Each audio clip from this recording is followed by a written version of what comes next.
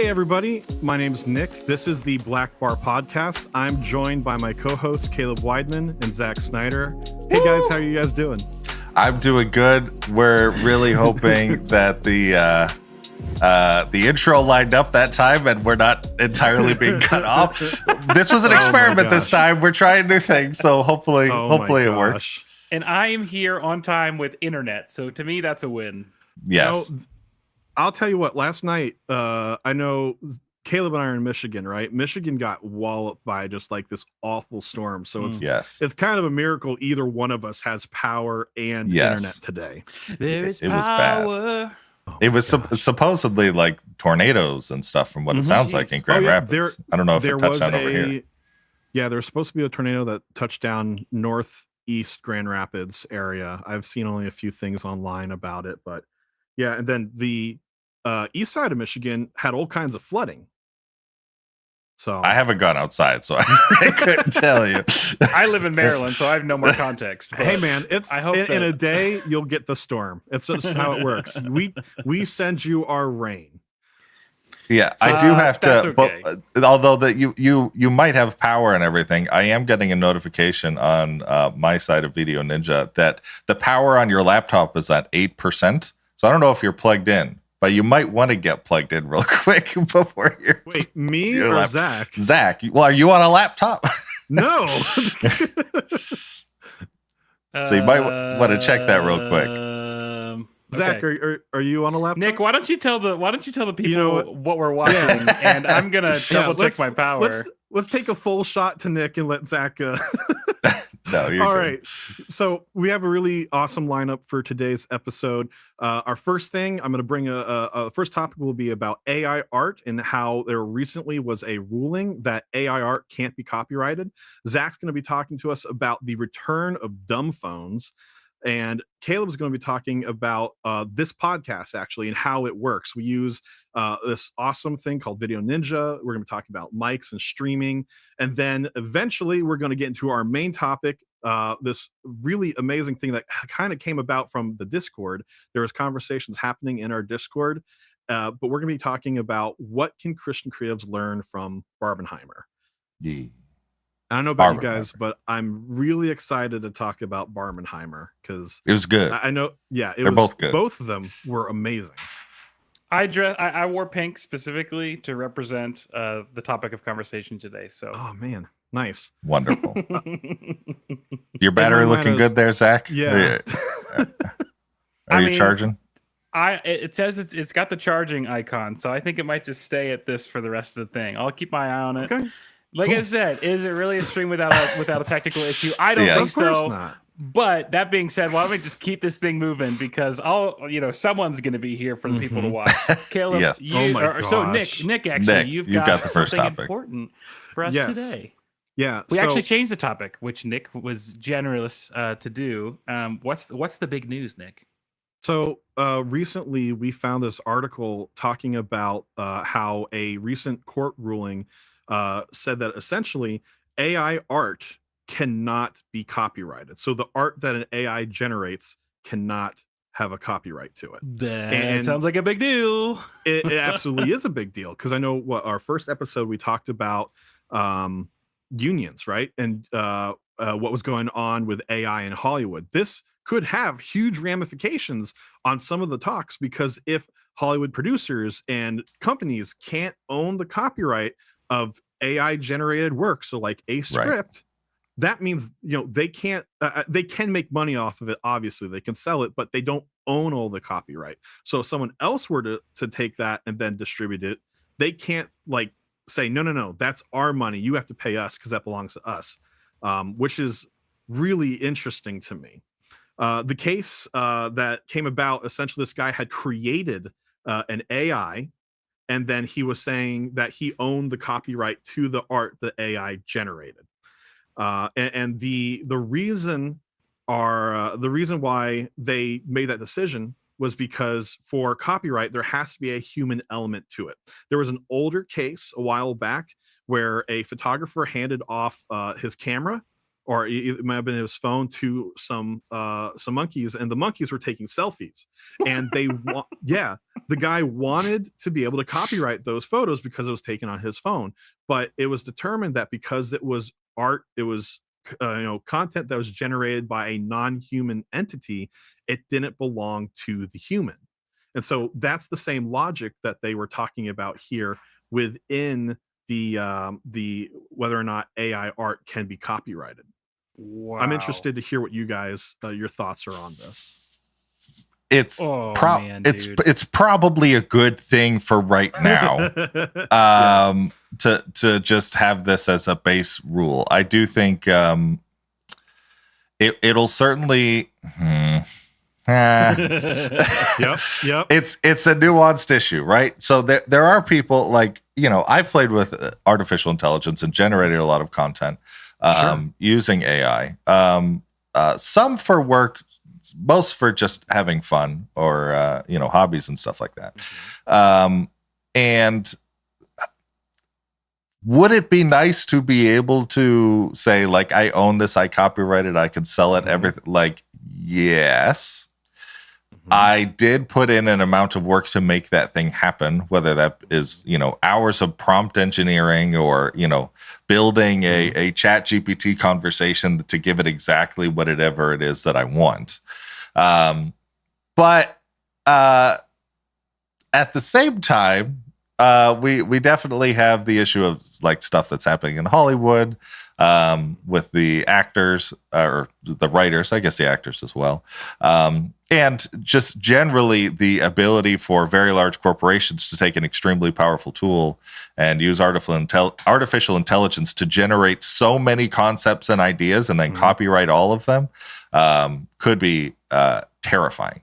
It could be a really bad thing. So I don't know if this is a perfect like final solution to this problem yet, but it's probably a good placeholder until we figure out what that is, I guess, is my thought.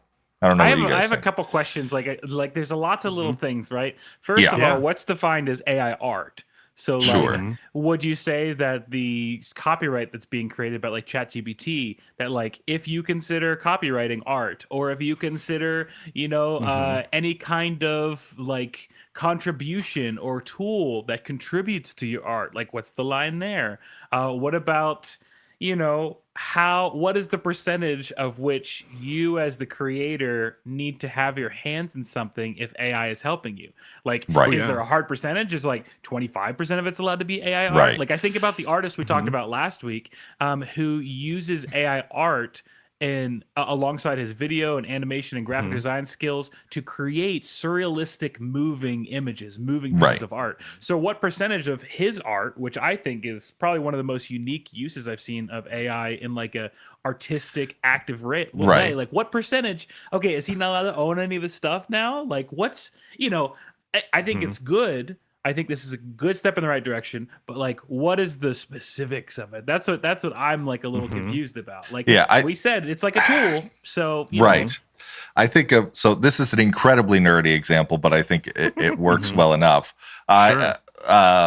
My buddy and I are in the middle of writing world building for a Dungeons and Dragons universe campaign that we're going to be playing in the next few months.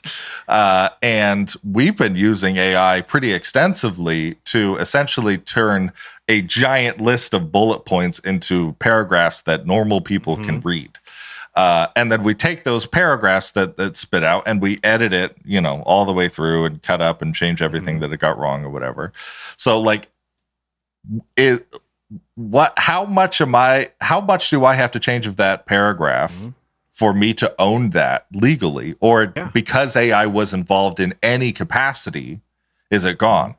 But then there's also like, can I have Midjourney create me an image of something and then slightly tweak the contrast or color in Photoshop, and then do I own it? That feels right. It's like, where do you draw the line? I have no idea. So until we can figure that out, this is probably the safest place to draw it. That's where I'm thinking. Oh yeah, I'm 100% in agreement with you here, Caleb. Like, we have created the boundaries. I feel we've created the different boundaries of where this playing field is, and somewhere in between we have to figure out where that line is, like you're saying. How much interaction has to be included from a human before it becomes originally human work. I even think of our the graphic we made for the Blackbar podcast, right? Yeah. I would, if I remember correctly, the only thing that wasn't AI generated was the text and our faces on the individuals in that photo. Right. So that's maybe maybe 25 to 30% of the pixels on that photo are original human-made content. Is that enough? Do I own 25% of the image? I have no idea.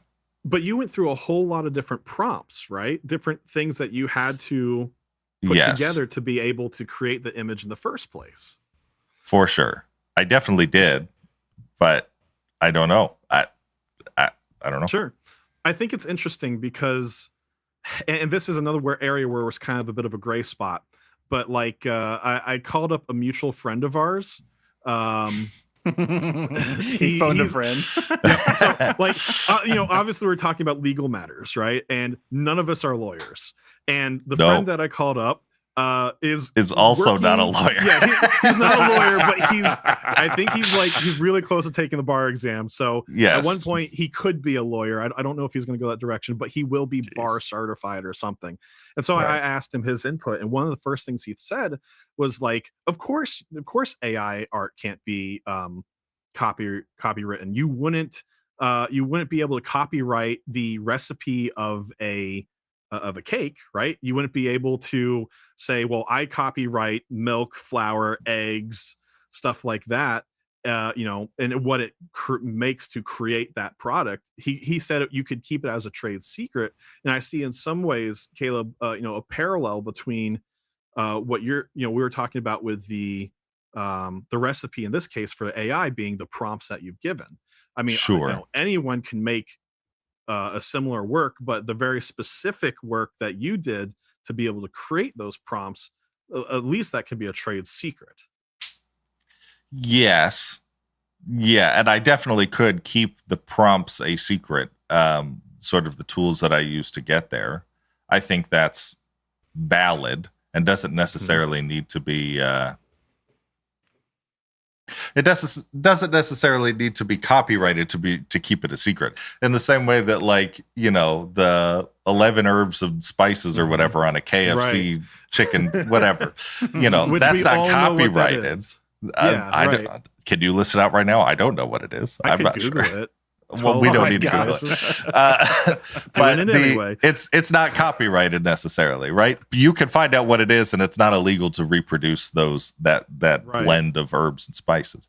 But I don't know. Online. I feel like there's something different about when, like, us saying, you can't copyright the ingredients in the cake is like, okay, if I am in Photoshop and I paint a picture or something like that, and I use the brush tool, it's like I can't copyright the brush tool or the specific brushes that I used, but the piece that I made at the end of it was my intellectual property, right? Yeah. So I don't know. I understand where he's coming from. I can't, but I don't know if I'd be able to copyright the prompt I used to create the image, but maybe there should be conversation about if somehow eventually maybe copywriting the image itself. But I don't know where that line is. Yeah, I don't know. I think my biggest worry is I think this is a net positive. However, I'm worried in the strike situation with Hollywood is that they're going to use this as an example or as a chance to like get down to like the fine hairs of like, here's what is passable or here's what we eke by. And then unfortunately that will set the standard for like the balance. And I don't know if I love that idea, but I feel like if this is going to force the process that's going on in Hollywood, like I feel like they're still going to try to, I don't know, eke the wrong stuff out of this situation, if that makes sense. I do think I don't have the specific notes on this because this is a thought that I'm having right now. But I remember seeing some content a few months ago about a organization that essentially brute forced music melodies. And yes, I know. Yes. I was thinking about this too. So the idea of like, okay, they wrote you brute force melody. You could say like A C. It's A C sharp, whatever. And they made this giant library of every reasonably conceivable melody in that is possible with our 12-tone equal temperament system or whatever. And they supposedly copyrighted the whole thing, is what they talk about, so that it made it impossible to claim a copyright. They copyrighted and they made it all free use. So it made it impossible to claim a copyright of any specific melody. We don't need to go into the details of that entire thing, but there, I think, could be a very legitimate threat in, like, for example, having ChatGPT or an equivalent, dump movie ideas. Like, insane amount of movie ideas over and over and over and over and over and over again. Right. Copyright all of them to just lock people out of stories. Here's the thing about that, Caleb, is what you're talking about right now with that algorithm, like, the ruling right now would make it impossible for that to be copywritten, because there would be almost probably no input from humanity. However, now I think about, like, what's the difference between the algorithm that created the forced music, right, and an AI algorithm, right? We also talk about the difference between marketing AI term and then actual machine learning AI. Does this ruling apply to both? Because it's not very clear if it does. I have no idea.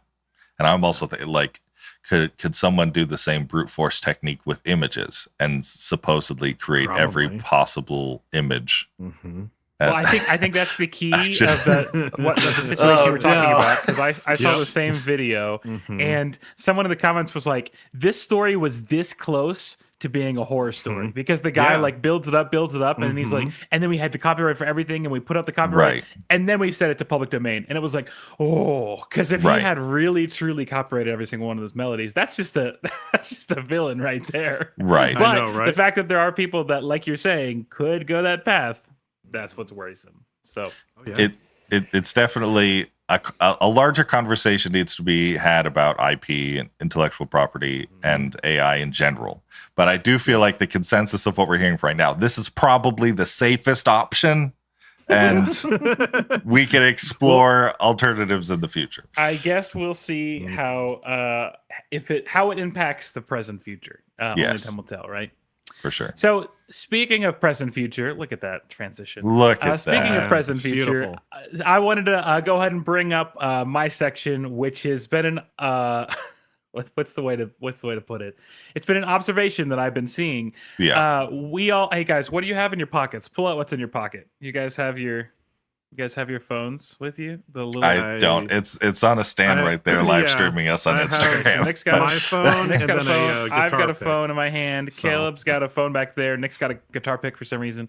Yep. We all have smartphones. Probably most of the people that are watching this have smartphones. Probably most of the people in America have smartphones. Right now, there is a massive resurgence of dumb phones. The dumb phones. And by what I mean is, you're talking about like the chunky Nokia phones. You're talking about the flip to open and close phones. You're talking about the phones in which most of the internet connectivity is pulled way back. Right now, we have Samsung, Motorola, Oppo, Nokia. They're all part of the resurgence of these flip phones or dumbed down phones that, interestingly enough, some people are viewing as vintage, Gen Z, while others look to it in order to help pull them away from smartphone addiction. So we have influencers that are singing their praises for the stripped down nature of them. We have New York Times is touting them as the device choice of teens, weary of the always connected lifestyle. And CNN is spotlighting flip phones as, again, that vintage technology. In the article that was in the that we're referencing right now, Jackie Cates, who's the head of marketing in North America for HMD Global, which created Nokia smartphones and related phone elements, she said many smartphone users are beginning to recognize that they're spending way too much time glued to their device, and they have a strong desire to disconnect and be fully present to improve their quality of social connection.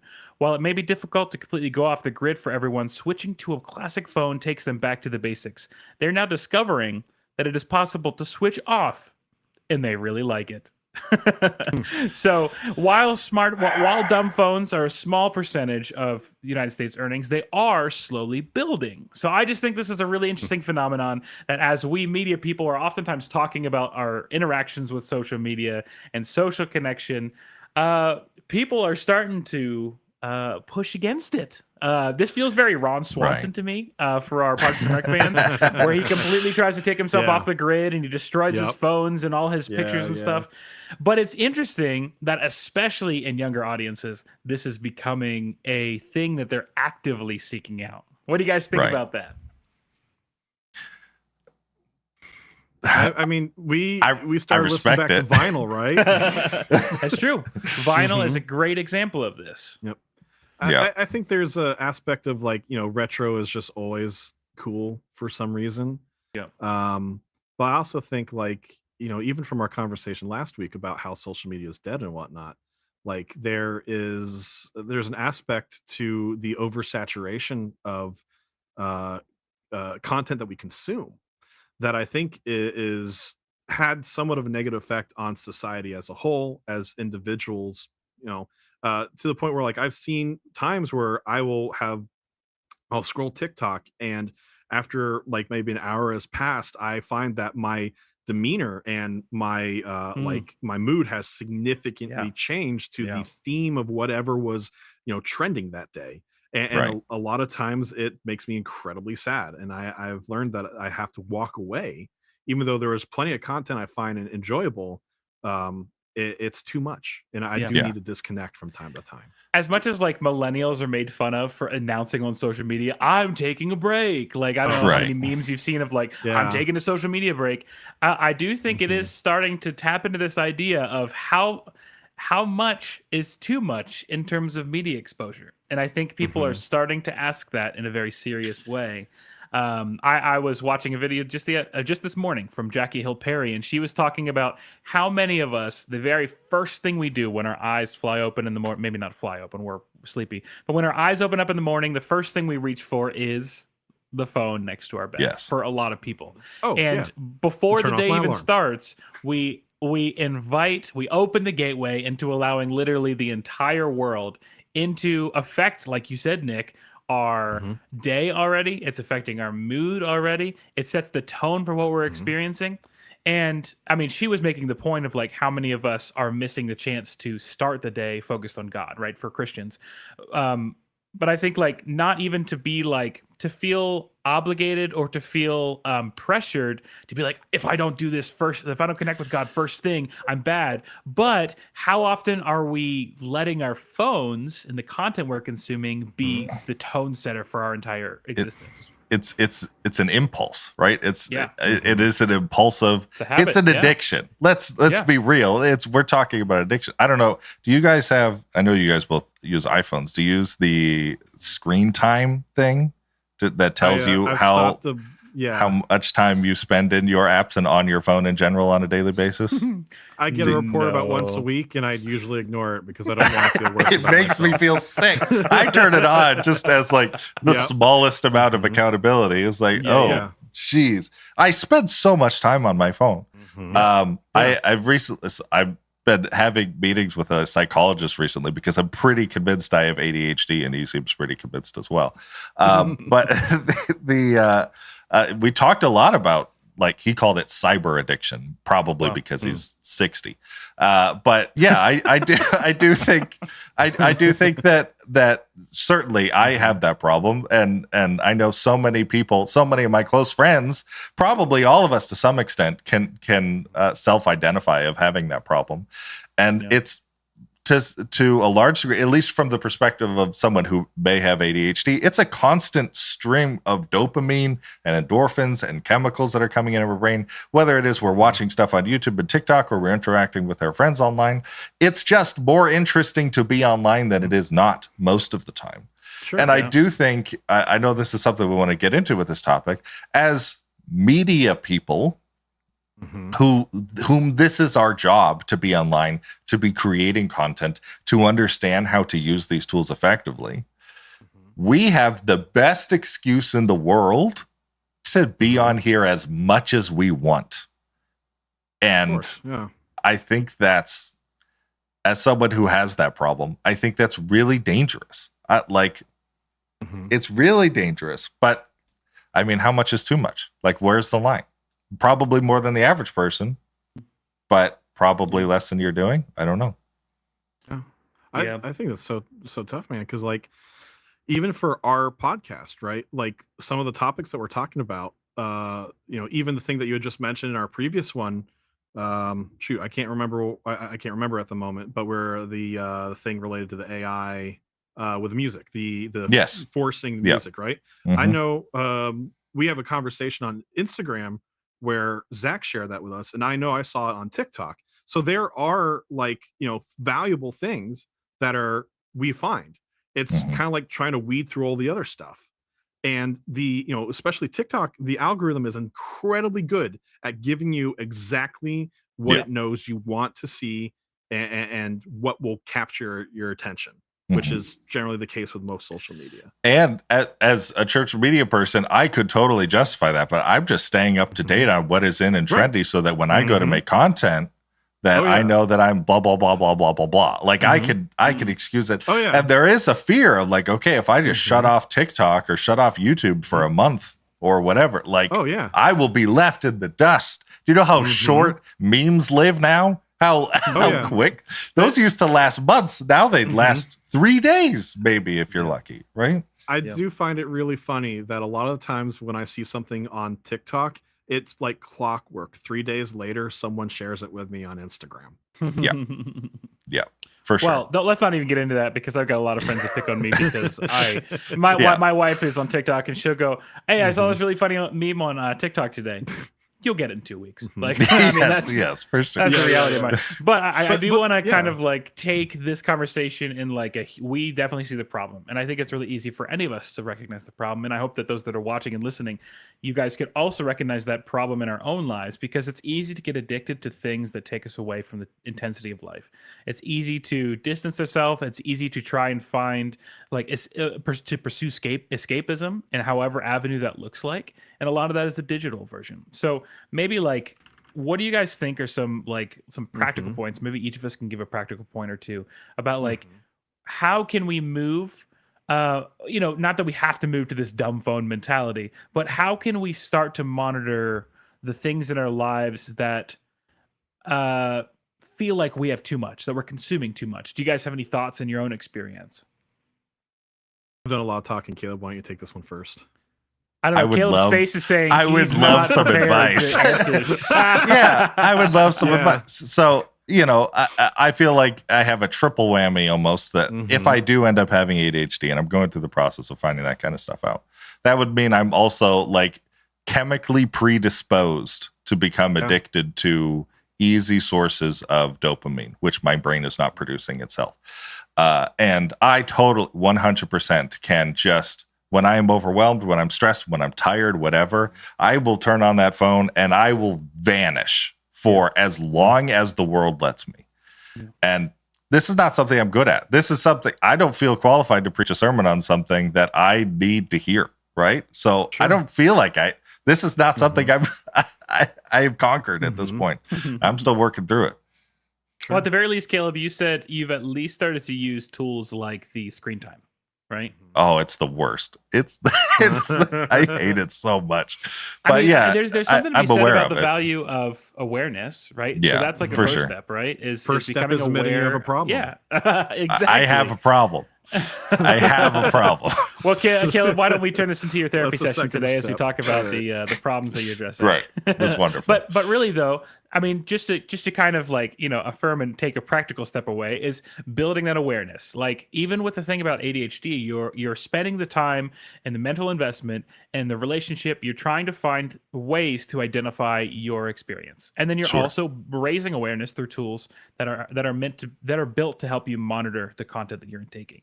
So I'm pulling out the nuggets for you so that you don't feel like but Nick, do you have any thoughts or anything aside from what those nuggets that we just? Yeah. I think this wasn't necessarily something I had thought of before, but Caleb had mentioned, let's call it what this is. This is an addiction, right? Yeah. And as much as I joke about, admit that you're have a problem is the first step to recovery, right? Maybe there are things there that we all can utilize that already are in place for people trying to navigate their way out of addiction. Try to change your environment. I'm not going to read off of the 12 steps that I definitely didn't just pull up, but distract yourself in other ways. Find other things that you're passionate about. Understand when and where that line is for you, where whatever you're doing starts to steal from other aspects of your life, right? Is your addiction pulling you away from the people closest to you? Are you no longer a social, right? These are definitely guidelines for us to help understand when something has crossed a line, which I think for one thing, and please, I'm open to correction if I'm wrong here, but one thing that AA does teach is it's complete abstinence. You are done with this addiction, right? The 12 steps say no more alcohol, whatever.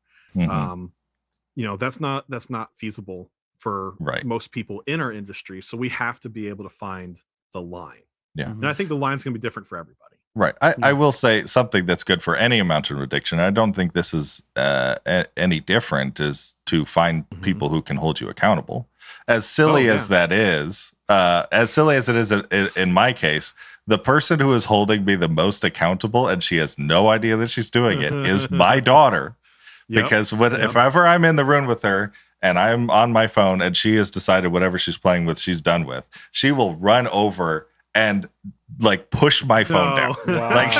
She wants my attention, which is like, she shouldn't be asking for my attention. I should be giving it to her. Right. But she has made me more aware of how much time I am dumping into my phone than anybody. Maybe not 1-year-olds, but finding people that like you're with on a regular basis that are around you, that you can ask them, be like, hey, if you see me just disappearing into my phone when I should be, interacting with either you or the world around me or whatever, just like call me on it, help me be aware of when it's happening. Yeah. And then I guess just to round this out, I'll throw a few pieces out there. I mean, I'm hearing a lot of boundary setting. Like boundaries are massive. Boundaries are important. Even if you make one small step, and maybe that's deciding to get a dumb phone. I know we're saying dumb phone is the terminology, but if that's something that you feel like you need, like we're not necessarily bringing this on just to poo-poo on it. Like there's legitimate value in reducing the times that you're doing things. So whether you're using an app, whether you're using a device that literally can't do the things that are taking up your time, like figure out what those boundaries are, and just make a small step and keep consistent with it. Something that I've been learning, I've been in counseling and therapy a bit for the past couple months, first time for me. And one of the things that they talked about, that we talk about, is a lot of being mindful of your emotions and your feelings, addressing the hardest things that you're experiencing, and then working to make tangible daily steps in order to address those tensions in your life. So if you're escaping with a phone, what are the opportunities and the situations and the friendships in which on a normal basis, maybe not every day, maybe a week, once a week or once a month, that you're getting a chance to just process, verbalize, and experience the hard things that you're feeling. And if those things are like beyond, like I would highly recommend therapy if you don't feel like you can address those yourself. Counseling, Christian counseling, anything like that, those are legitimate and valuable avenues that you can pursue. And then also something else, I read a study kind of recently. It was talking about the human brain. It's so easy for us to latch onto the negative, and to latch onto the difficult, and to latch onto the things that are like causing tension in our lives, which social media so often brings. it takes intentional effort in order to hang on to the positives. It's like the negatives are like a Velcro. It immediately connects. The positives are like Teflon. It immediately retracts. You have to spend, the article I was reading said that you have to spend 10 to 20 seconds when those positive things happen to commit them to your memory. And it takes about those 10 to 20 seconds of committing to a positive to outweigh 5 to 10 negative emotions. So when it comes to social media, when it comes to engaging in ways that you're trying to escape, which to be clear is not always a bad thing, it's when you start to miss those experiences and relationships in your life that it becomes a problem, that it becomes an addiction. So how often are you developing and establishing those boundaries? Are you making moves to pursue the things that are positive in your life? Are you starting out your days in positive ways? Even if it's if it's a 2-minute prayer before you pick up your phone, like that's still valuable if you're spending intentional time focusing on God. If you're spending intentional time, like some people like to shower to kick off their day, some people like to exercise to kick off their day. Whatever it is, just try to make sure you've got those healthy boundaries in place. They aren't going to happen accidentally. So if you want a dumb phone, great, pursue the dumb phone. If you want to exercise, which we know Caleb doesn't, great. If not that caffeine is an alternative option, but some people like to craft coffee and stuff like just that. Take drugs. Just drugs. Listen. You know, let me just be clear. We do not advocate the taking of illegal substances. I said coffee.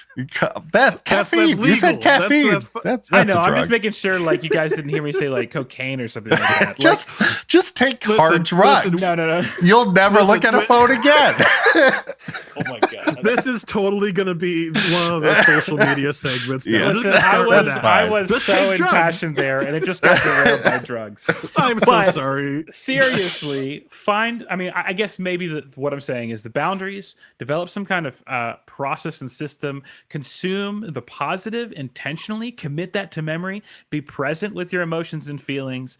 Use applications and tools to help you guide through those things. Like, there's so many ways in which you don't have to buy a dumb phone in order to experience life in a better way. But you do have to approach and address the reality of how our culture is consuming, of how you're consuming, and you have to do intentional moves in order to grow that. So that's my little thing. I know we got more to talk about, but I hope that we should probably say clearly, don't do hard drugs. Please know that we're joking. Yeah. Yes. Dude, yes. Look. We're not lawyers. But I can tell you a certain degree that if you're doing anything illegal, that's a thing that's going to be a problem. We're not lawyers. Yes. Don't do that. No, I don't think we need to be lawyers to say things. Don't do drugs.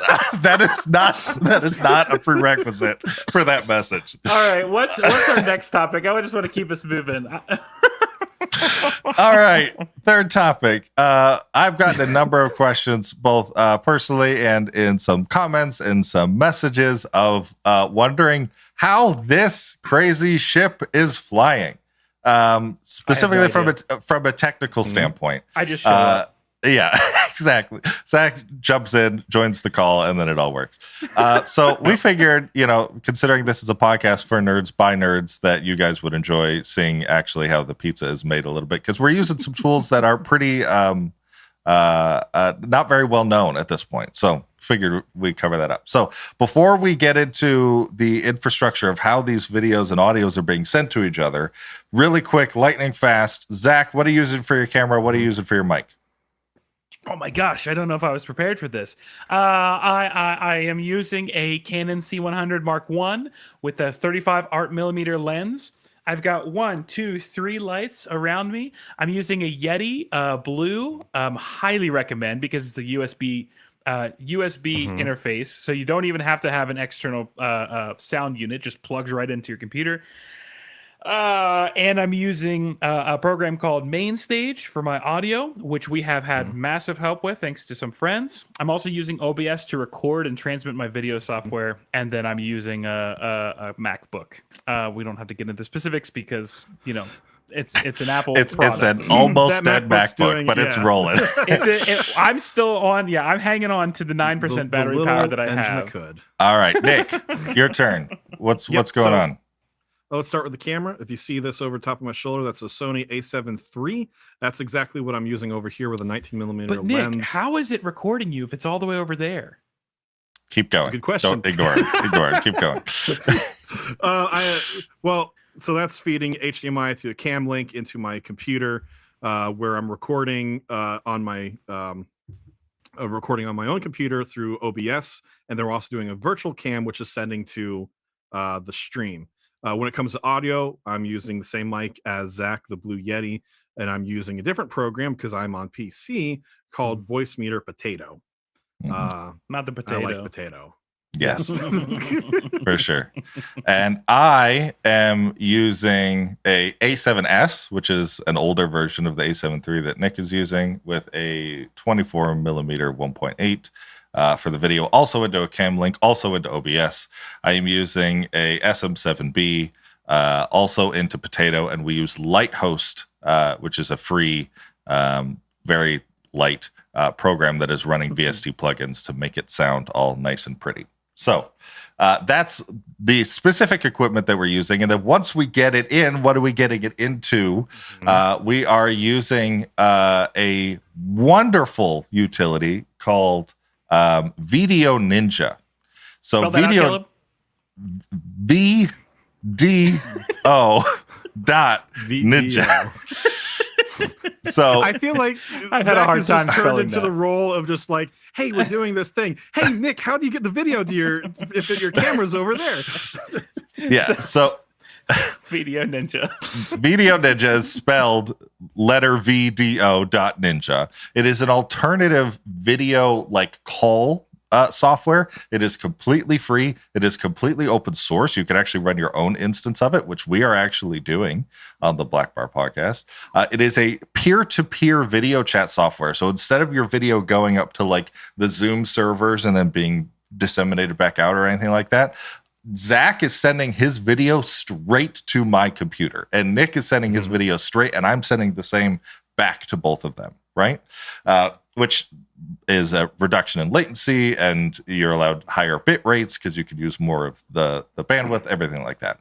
And there is a disgusting amount of customization. This is absolutely a tool built for professionals. Even so, this is like the easy flip on and on settings menu, and there's like dozens of them here. I can turn on Pro Audio mode, which shuts off all of the audio, like automatic compression and levels and noise gate, whatever, and I get straight perfect clean audio straight from their microphones, which is what you're hearing right now, even though this isn't checked.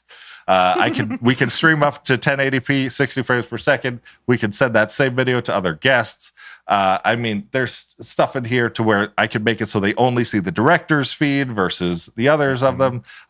There are so many settings, and if these settings aren't enough, there's the advanced setting, which essentially you come in here and you can take these little codes here, like and push, and room, and view, and you put them into the URL of the link that you send to someone, and it affects how Video Ninja behaves. And there is a ridiculous amount of controls in here. These are most common ones. You can set the quality, like we said. You can set it to 1080p, or 60 frames per second. You can also set any specific dimension you would ever want. If you want it to be 200 pixels by 312 at 12 frames per second, you could do that. That's an option in here. I can specifically set what video or audio device I want to be using for Nick or Zach. I'm allowed to control that as a director. You can have multiple directors. You can set the video bit rate and the audio bit rate separately, and you can do that for each individual person if you want. There's we don't have time to get into all the options that Video Ninja has, but there's if you need a custom setup, this is the way to do it. And the quality that you're going to get out of it far surpasses what Zoom can do, what Discord can do, what any of those things are. Because for every individual person, you can spit out a browser link right here. I'm not going to show the whole thing in case that gets leaked for some reason. That you can you can take the browser link from each individual person and import it into OBS as its own source. Which you're getting a straight direct feed straight from Zach, straight from Nick, straight from whoever, straight into your OBS without any compression or anything like that, which is It's absolutely incredible. So, it's like a little better than Zoom, right? Yeah, it's you like can a little better. You can have multiple scenes. Like if you have different groups of people that need to come into at different times, or different groups of people you need to keep separate, you could be managing multiple of those rooms and then bounce people around very quickly. No problem. I can blind people. Like I just blinded both of them. They can't see what's going on at all. Yeah, Where am I? I can deafen them. So now they can't hear what's going on either. I can't hear anything. I can boot them. I can hang up. There are just a ridiculous. I wasn't ready for that. Geez, it feels like we're in the Minecraft server again. Yes. Yeah, Caleb got the Minecraft creative mode while we're all stuck in survival. You can even set, like, we have timers that we use for us to keep on track with the amount of time that we have for recording or whatever. It's all in here. Use Video Ninja. It's completely free. You can run your own. It's open source. I don't understand how more people haven't found out about this, especially in the production world. Whenever you need to stream somebody in from a different location, or if you got multiple things going on. Yes, Zach, you have a thought. Excuse me, Professor. I have a question. Yes. 2 questions. 1, what are restrictions that you found? And 2, what are some practical uses for the church? Like, is it a hard skill ceiling to do this? Yeah, I would say it takes a little bit more understanding of this kind of thing than like a Zoom or a Discord where you're just pressing one button and the person shows up on the screen. Now, you can just do that. You can just send a link to a room and they just jump in and you don't touch any settings and it will look probably the same as that. But the depth of the controls are what are here far surpass anything that I've seen in the other programs. In terms of limitations or anything like that, I personally haven't found too many. There does seem to be limitations because it is peer-to-peer. If you have a dozen people in the chat, that means you are uploading your feed a dozen times to each individual person. So if you have tons of people in the call, you might want to limit it to view director only, or severely limit the bit or video and audio, right? Because that could be problematic.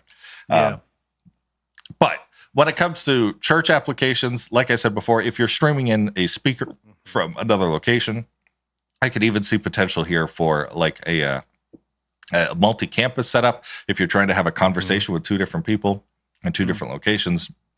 Or even if you have an online church only setup in which maybe we remember the days of COVID where the senior pastor was preaching from his house and the worship pastor, was singing from their house. So this would be another use case where you'd be able to apply this sort of thing. And really, the potential is limitless. Go ahead. Can I ask, like, for a lot of people that have joined the Discord, there's a lot of people asking live streaming questions. Can this be used to host your live stream and be shared as a live stream link, or does it not quite have that building capability? I'm not sure if it's just a single church campus where you're showing stuff that is in it. This doesn't necessarily have a like go live to YouTube thing. That functionality is still being held in OBS. This is strictly if you need to pull in video sources or having a conversation with someone that is in a different location, either on the opposite side of your church or in a different building altogether. Yeah, so it sounds like it has the capability, but there's other tools out there that are already doing it probably just as well or better. Sure. Streamline better, it's not a streaming tool necessarily. This is a video chat aggregate software. But for that, I have never found anything close to as powerful as this tool. Even though we're technically streaming with it, it's got the capability, but we are not streaming with it. We are streaming with OBS. I'm just taking the video in through this. So look, everyone's learning. Yeah, we cover that. I'm then going to flip over to OBS, which of course we're going to get the famous sort of video inside video effect that happens every time. The infinity screen. Yes. Yeah, and Are we infinity screening right now? Yes, we are. Can you see my hand? Yes, we definitely can. Yes. So we are using OBS. Stop. Yeah. Stop. Obviously, this channel was half built off of OBS, so I am very loyal to this program. It is, again, completely free. I don't like paying for things, and we're running the whole setup from here. We've got tons of scenes set up, whether that's sort of a 2-on. You can see Zach and Nick talking each other right now, versus the 3 of us talking, all the way up to what could be 6 of us. We will have guests soon. It's in the progress. We also have obviously our screen share all the way up to 6 things. And you might be wondering how I'm firing all of this. That is being done through a giant stream deck. It's magic. It's wonderful. I don't know how I ever lived without it. There's so many triggers that you can do with a stream deck, obviously with OBS and with almost any other program, that just make it at this point sort of something I cannot live without at this point. We also have the lower thirds. I know we got specific questions about the lower thirds. The way that those are done, those are just images.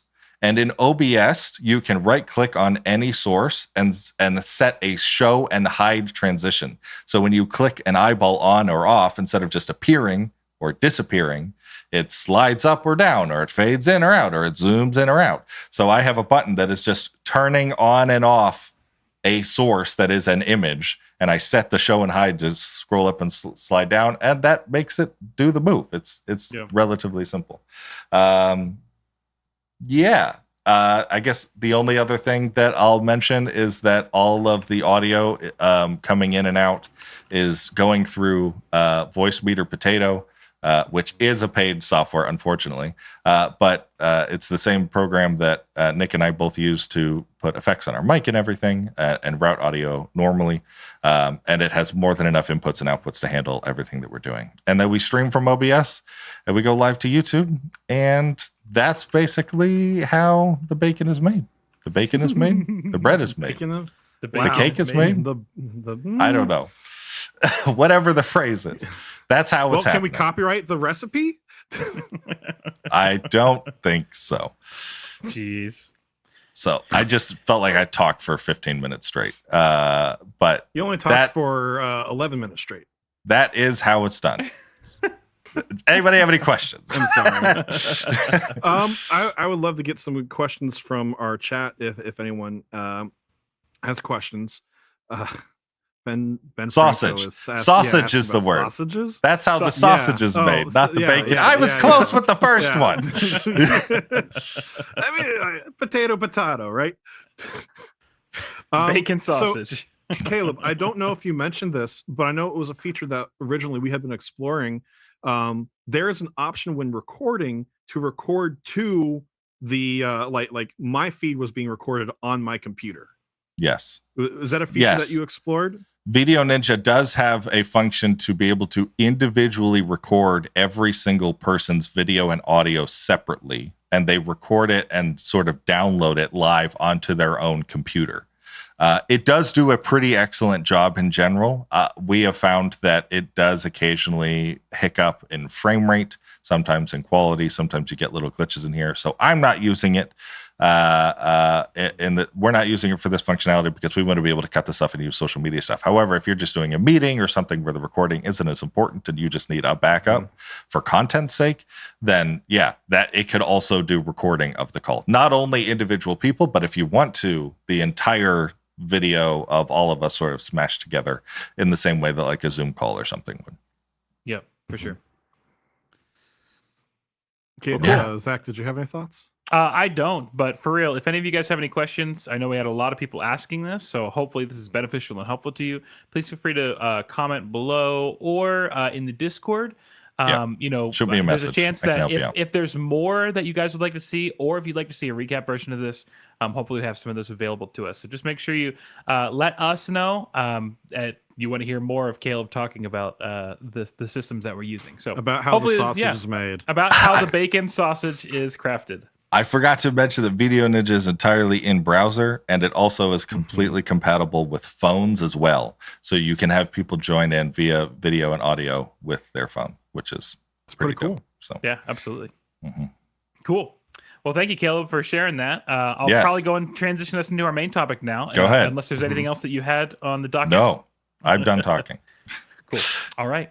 Well, guys, the last conversation that we wanted to bring to you today, the title topic for today Hopefully you enjoyed my face that Caleb used. Our title topic for today is what can Christian creatives learn from the Barbenheimer craze?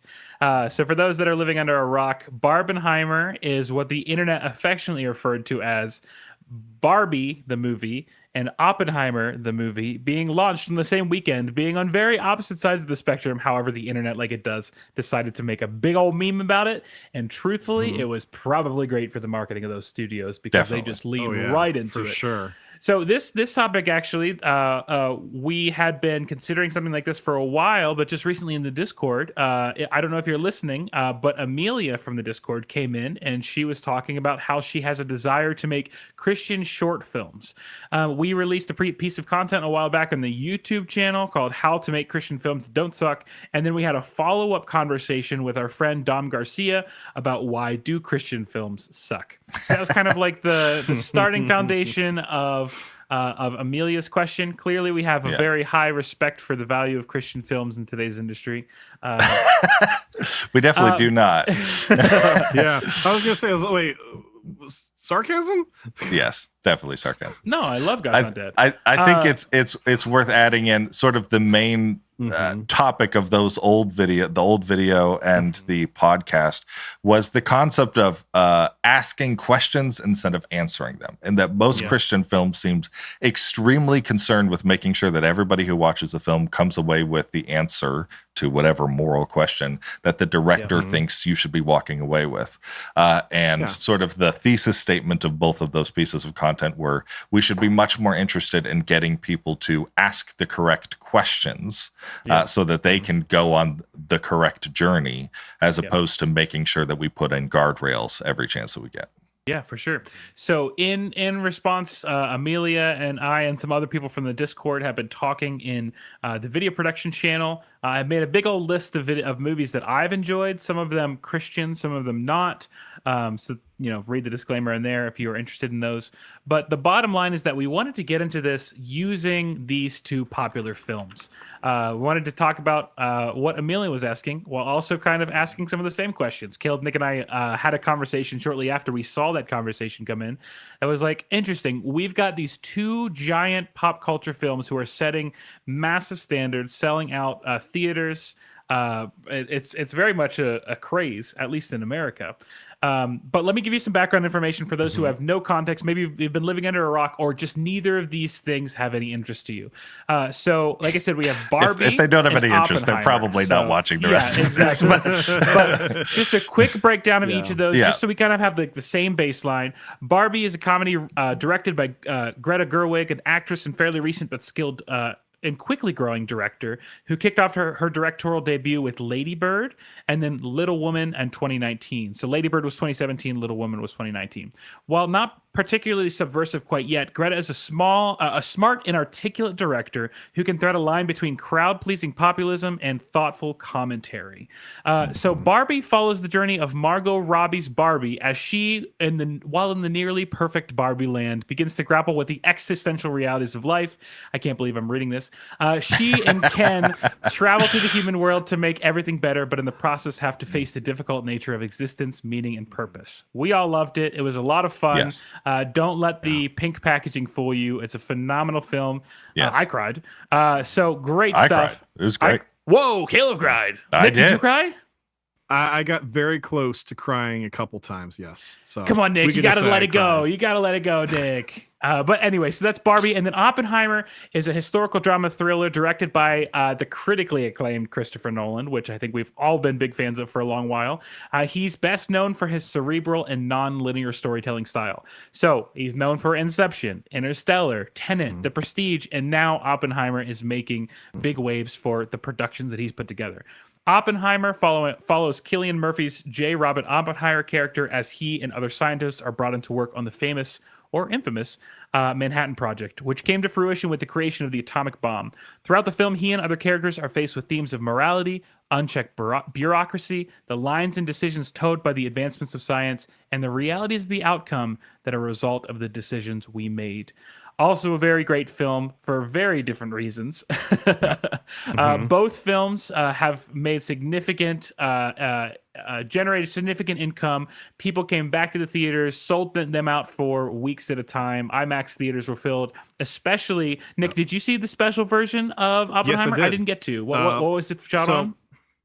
70 millimeter film, and so I won't spend too much time talking about this, but like a lot of IMAX is actually 2 projectors side by side that are matched perfectly.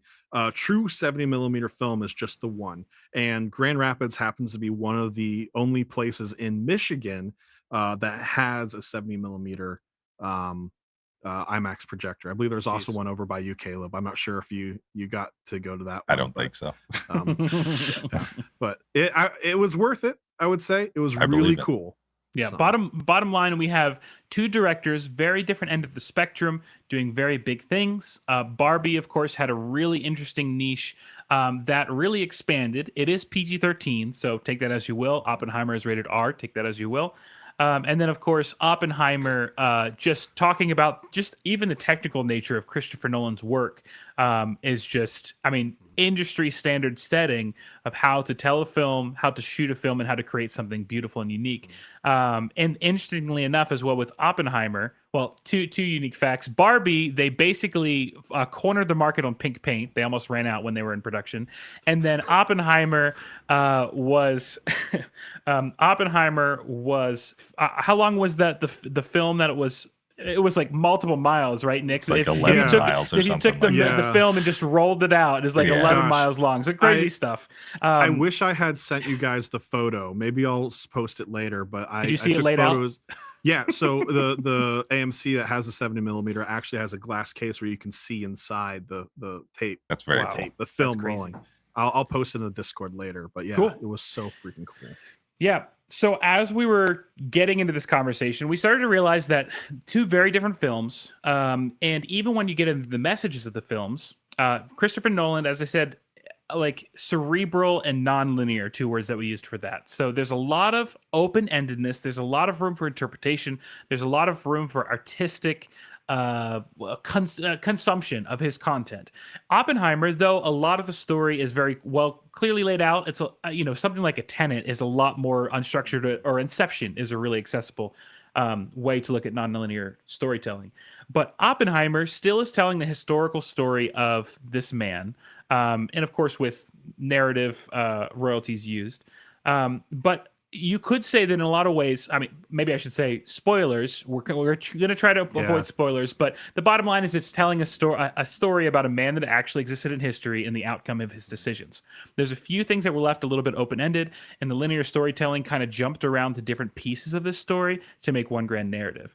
Barbie, meanwhile, pretty straightforward in the themes and the ideas that she's trying to present and share and tell. And though I'd say there's a lot of like conversations that could come from the conversation, you could also say that Barbie was a bit preachy in the message that it was trying to share. And I don't want to negatively impact your view of Barbie. However, just looking at these 2 films side to side, they use very interestingly different storytelling methods. Right. So maybe the first question to kind of put it out now that I've built that really big intro is it bad to tell a story where our meaning is clear like Barbie? Or alternatively, is there more value in enigma and open interpretation like Oppenheimer? That was kind of Amelia's question. How do you tell stories that leave people with enough interpretation? Or how do you tell stories that are very clear about the message but are still impactful?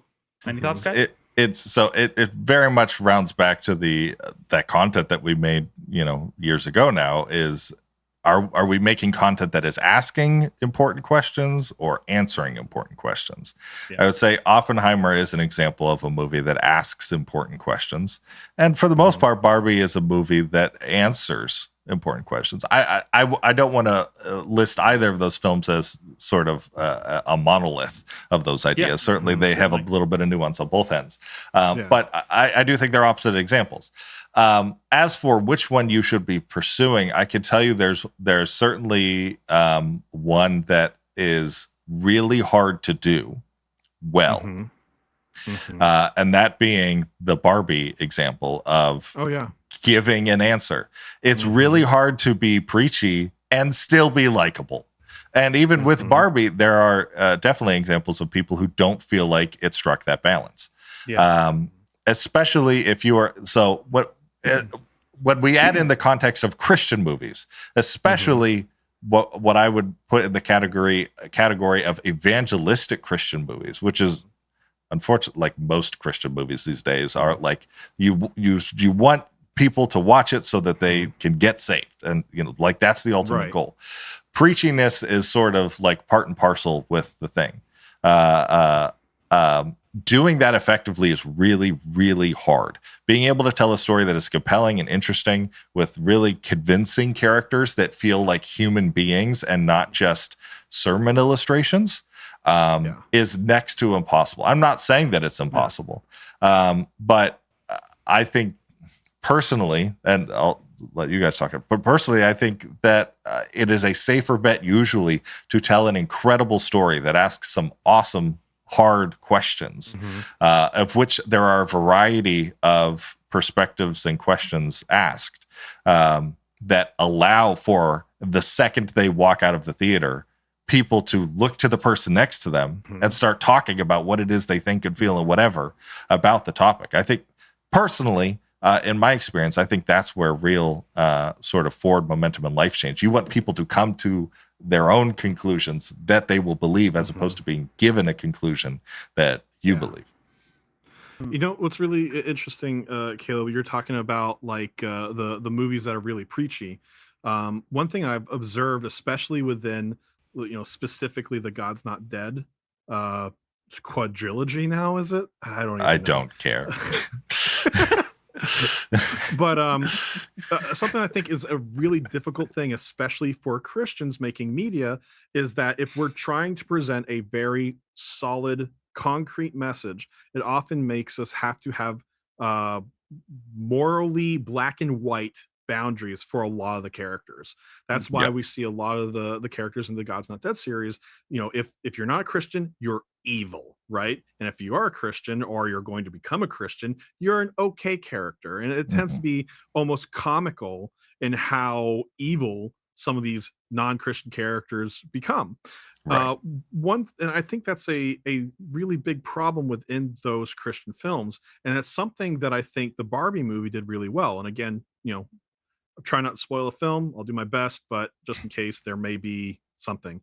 But like, I found that when it came to like a clear antagonist, like a character that was the villain of the Barbie movie, there was a lot of people that operated as that role in different parts of the film, but I wouldn't say there is one individual who was 100% the bad guy.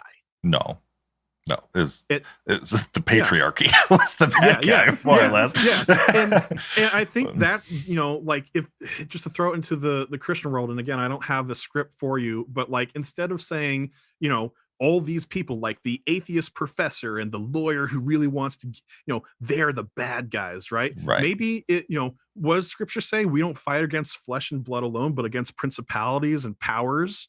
Like, the Barbie successfully did that. They weren't fighting against the flesh and blood, or I guess in this case, the plastic and stuff, but like they were fighting against a construct, right? And they successfully did that without demonizing and making the characters that weren't necessarily on the same page as that goal the villains. And so I think that's one of the things we're like walking away from it, as a dude, right? I didn't feel like dudes were attacked very much in the film. The construct was certainly strongly attacked. Right. Yeah. And it's interesting. It's worth noting that Barbie is very tongue-in-cheek humor, very kitschy. Oh, yeah. Like, they lean into the cheese in order to use it as an illustration. And I think I think that's something that's an interesting note about Barbie. But I think with both films, we talk about black and white, there's a lot of gray in both films. Now with Barbie, there's a lot of the gray in that there's just ignorance, or people believing they want something that ultimately isn't good, or maybe just people just not understanding what their purpose is, and they put so much of their identity in something else. And I think that's a lot of the undertones of Barbie. But when it comes to Oppenheimer, there's a lot of interesting gray in the fact that there's a lot of bad stuff that happens, and there's a lot of people that are involved in one way or another, whether or not it was their intention to be involved in the worst of humanity. So it's like there's a lot of black and white and there's a lot of gray in both films. And yeah, I just think, just to like kind of like transfer us over to Oppenheimer, characters are complicated. That's like a bottom line. Characters live complicated lives. Humans live complicated lives. That's the entire gospel presentation, right? Humans are flawed, and we are far away from God, and we have to make that decision to turn. And the bottom line is that characters, every human, every person in the film is a flawed character. Now, there are characters in Oppenheimer where they paint as worse or most antagonistic or dismissive. And those, I don't know how far we want to go into those things, but I think what's strong about even Cillian Murphy's character, he was a complicated character, and he does some bad stuff in the film, and he also does some good stuff in the film, and he also does some stuff that's like, this could go either way depending on what you interpreted. Right. And I think what's worth taking away is just they built a character who has dynamics. He reflects the way that we exist, right? It's not easy for him to make decisions, but he makes decisions based upon the direction that he is propelled toward. And I think that, to me, is a really engaging story, especially because the Oppenheimer character, the film is named after him, is such a central piece of this entire story, and not just in the film, but also throughout history. So imagine if we made dynamic characters in Christian films that lived lives that are complicated and that ultimately have this centerpiece toward Christ. I think there's a way to do that without feeling like we're sacrificing the value and the humanity of the people that are featured in the films. Right. I do think, and I know this is something we talked about as we were sort of preparing and planning this episode, but I do think, especially in the Christian world, so many of us have heard hundreds, if not thousands, of sermons. And when we think about creating content and media, whether that be film or music or design or whatever, we have this sort of strange structure in our head of, I have to have an altar call, or, the equivalent. I have to have, we have to have that moment where my message is, bam, get saved, stop. God's not dead to all your friends. Do whatever. Exactly. And we sort of structure the content that we create as sermons because that's how we organize our moral thoughts as Christians in one way or another. And unfortunately, as much as the sermon format does do certain things really well behind a pulpit, it makes for terrible stories. I'm not sure if that's a controversial thing to say. You can have good stories within sermons, but sermons as themselves are not an excellent structure for a good story.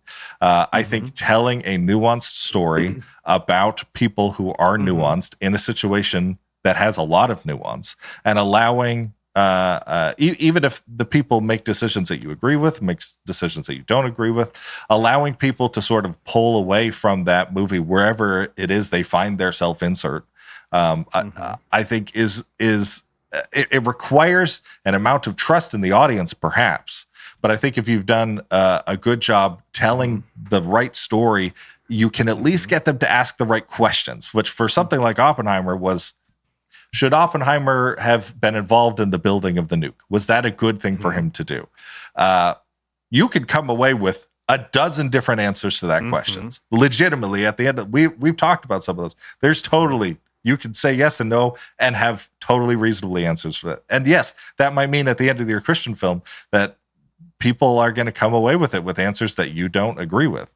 But it's a good thing that getting into heaven isn't a yes or no, true or false test.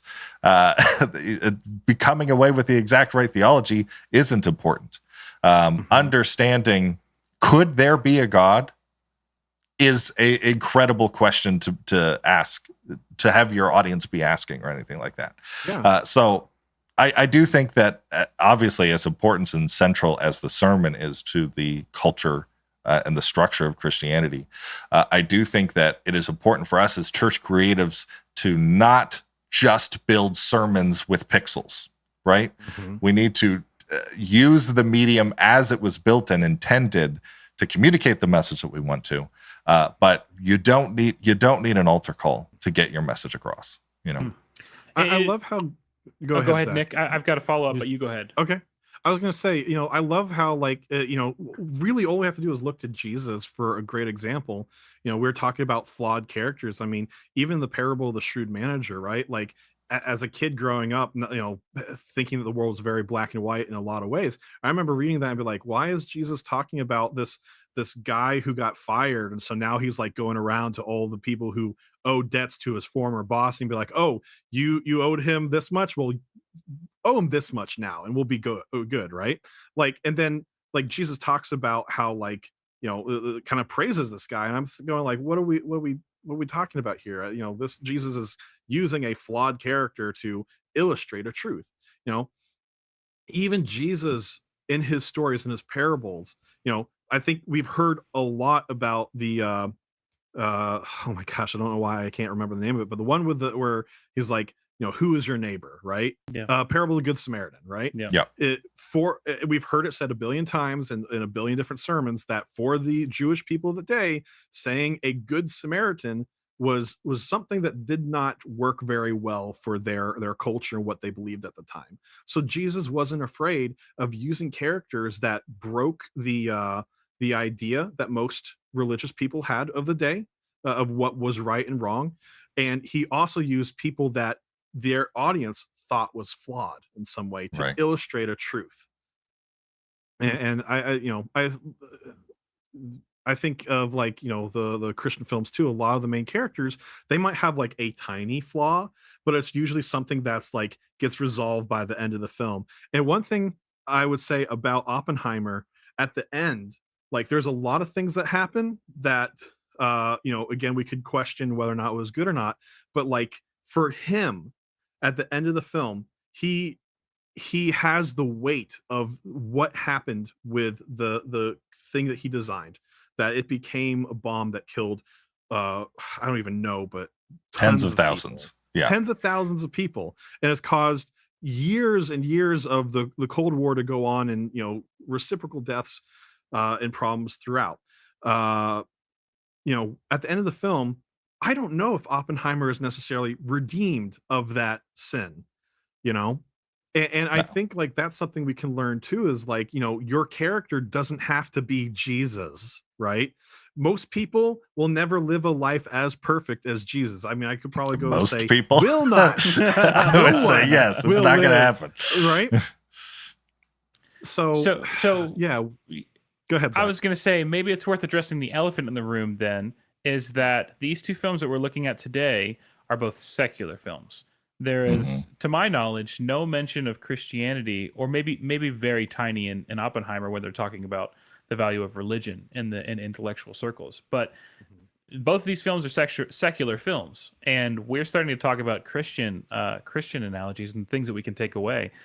What should secular media interpret the way Christians tell stories? Why or why not? Because we're listing so far Christian films in the not strongest camp, but then that only leaves non-Christian films to influence us.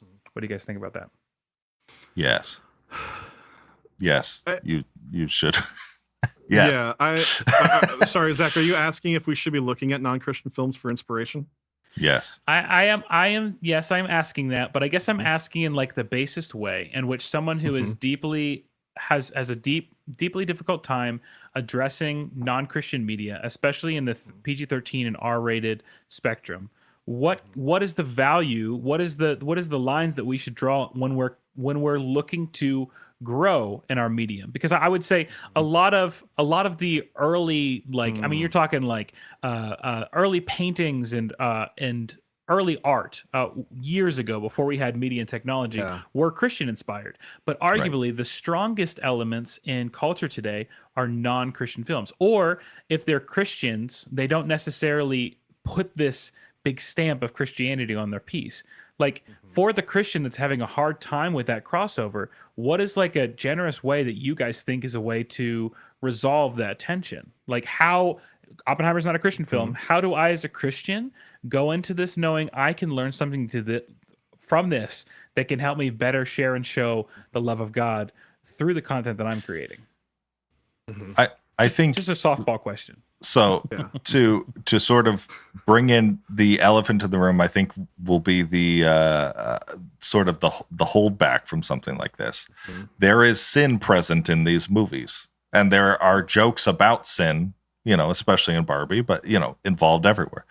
Oppenheimer has naked people, a couple of them. There are boobs in it, yes. That it is not a huge amount of the film. There's probably a total of 3 or 4 minutes in which the whole thing out of 3 hours, but it absolutely is necessary, or not necessary. It is in the film. I do think if you have like a significant problem with sin involving that kind of thing, then you need to be careful with your spirit and what it is that you're bringing in. I've never absolutely like the what is said to my brother and everything. Like I am never going to push somebody to watch something that they have a personal temptation or problem with, anything like that. However, when it comes to secular art as a whole, I think every piece of art, whether that be music, whether that be movies, whether that be a painting or anything, is an opportunity for development and self-reflection. I feel like that whenever I'm going into an art gallery. I feel like that whenever I'm listening to music, whenever I'm listening to movies, finding what is the self-insert. And sometimes it's hard to think about that and to focus on it. Like, what is it that I can learn from this? Absolutely, we look at the Bible as a source of ultimate truth, but that it does not necessarily have the monopoly on lessons and truth that we can learn. Obviously, we have to put it through the filter of Scripture.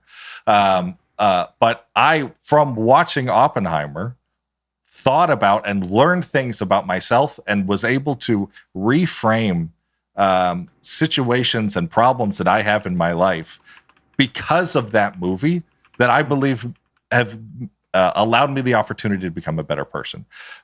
Barbie absolutely did that for me, allowing me to view my own actions and perspectives and lessons through the lens of a perspective I do not have, which is being a woman, right? And realizing things that I may have done intentionally or not have impacted negatively the lives of women in my life. Both of those are secular films. Both of those are absolutely vital, important lessons to learn. And that I'm able to, as a mature person, take those out of those movies and apply them to my own life. I think there is no more shallow a perspective you can have when consuming art than, does this agree with my preconceived perspectives of what the world is like? And that is whether I like it or not. I do not think there is a worse way to look at art than whether it agrees with me or not, because it, from the beginning, assumes that I have no growing to do. There is nothing I can get out of this film that could make me a better person. And there's so much opportunity left on the table. I do think that some people who are not Christians are the best preachers in the world. They just don't know it, right? That doesn't mean that we shouldn't be listening to them and hearing what they have to say, of course, as long as we are filtering it through Scripture. That's my soapbox. I'm getting off of it. I do think the beautiful reality of art, period, is that it's subversive.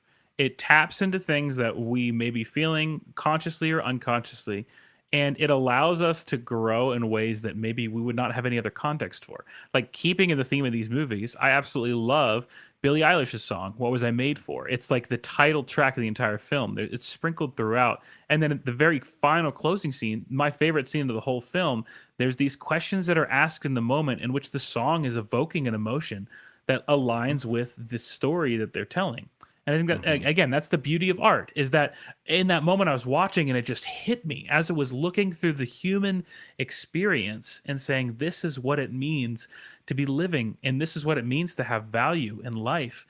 Like, the fact that a non-Christian story was able to make me evoke that. And then now I'm able to then go and share from a Christian perspective the beauty and value of what I learned there. And there's just something massive that we have to be careful not to mix or to miss. With the disclaimer that Caleb said, you have to absolutely establish your own boundaries. You have to decide what is the content I'm willing to consume. And there's a lot of content, it's worth saying, there's a lot of content out there that is just, that I would say is genuinely not good for most people to consume. It's sin for sin's sake. It's just there's not value. Yeah. Yeah. So we're not saying that that's not the case, because that is absolutely 100% the case. There's absolutely situations in which people are being exploited for terrible, terrible visual sin consumed examples. But I am saying that there is still art that is redemptive, and God can use a lot more than we probably realize he can to help us grow in big ways. So I have one more question, but Nick, did you have any other thoughts on that? Yeah. I think we can all agree. Maybe that's not true, but like the greater Christian perspective, I would say, like everybody would probably agree that, like, if we believe in a religion that God made us, right? He made us with a specific purpose and design. We all bear the image of God.